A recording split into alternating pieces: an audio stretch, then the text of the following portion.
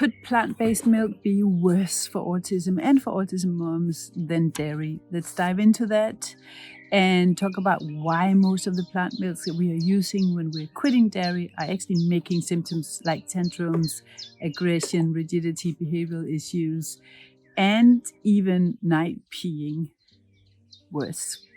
And what to do instead, what to drink instead. So,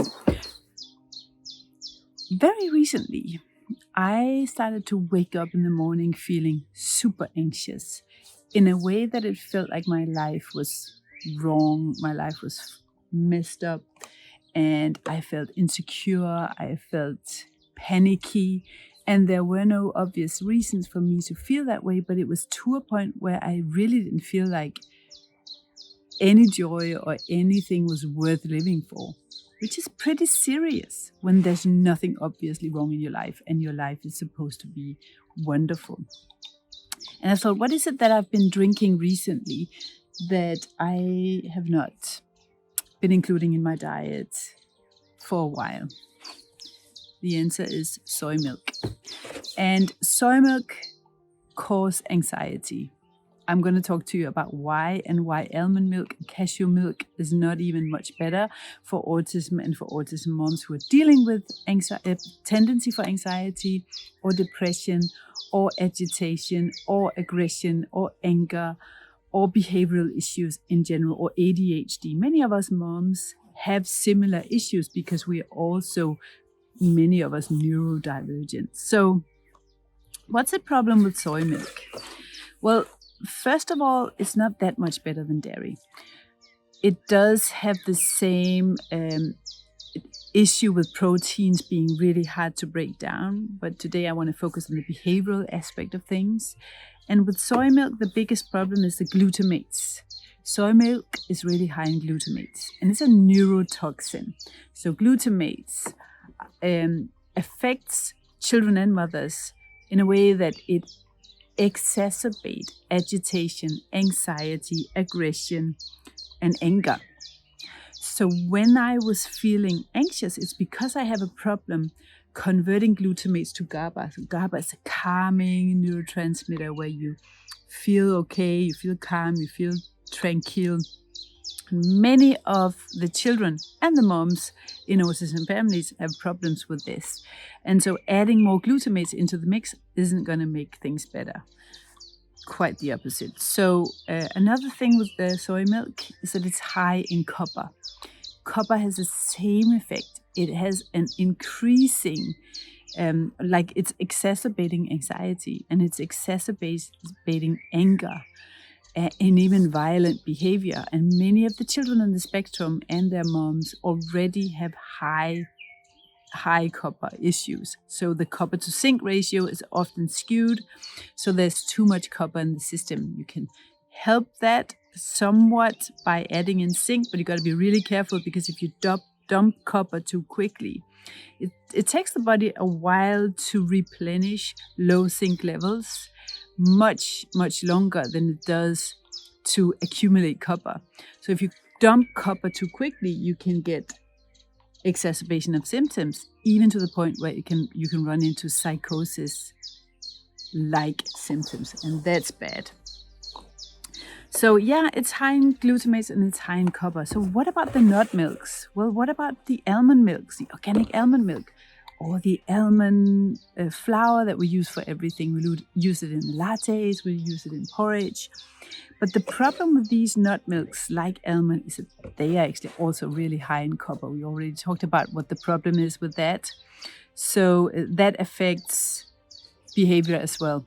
Another thing with almond milk is that it's high in oxalates. And oxalates crystallizes in the body. And it affects children so that their behavior, their sleep, their cognitive skills are impaired as well. So many things work against the case for plant-based milks. So what about rice milk? I don't have rice milk on the table right here because I don't want to buy a lot of milk that I'm then going to throw out. Rice milk is very high in arsenic and it's also very high in sugar. And so when you have a high impact on blood sugar and insulin, you also get the drops And then you have the mood swings, and then you have the behavioral issues and the cravings for other sweets and junky foods as well. The last milk that I want to cover that's actually bad for you and probably worse than dairy is oat milk.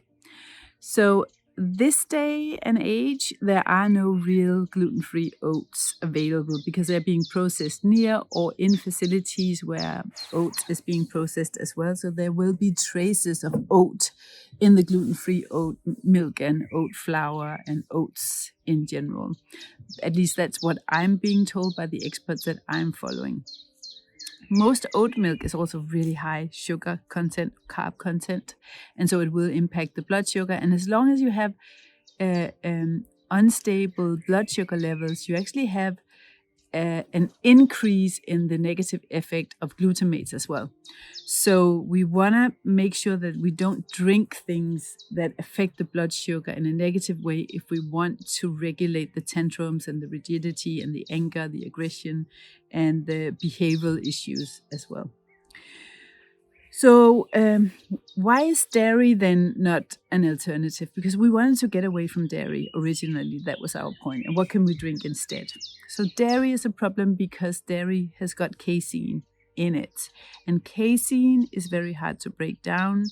And I've created other videos about this, but it also has a problematic opioid effect in the body and in the brain, meaning when it enters into the bloodstream, it actually turns into an opioid-like substance, which makes it highly addictive, but it also affects the behavior just like any other drug would, so that the child can become apathic or lethargic or even hyperactive or silly or strange in behavior. So what are some of the alternatives that you can use? Now, I don't recommend drinking liters of plant-based milk in general. But if you want a bit in your coffee or in the porridge every once in a while, you might want to consider hemp milk. There aren't many downsides to hemp milk if you can find a good source, organic source, or even make it yourself. Or maybe coconut milk. If you can find coconut milk that is not stored in a toxic container, it's actually a very healthy alternative as well. So that's what I wanted to say about plant milks. They're actually not really that great of an alternative for autism families. I would love for you to comment below, and if you like this video, it's great if you want to subscribe to it and hit the like button and follow along on this journey. I turned my son's autism symptoms around between 2004 and 2008, and I'm here to try and support moms in doing the same by sharing how I did that, what I didn't do and what I did do to support him. He's now a completely well-functioning neurotypical adult. Talk to you soon. Thank you for watching.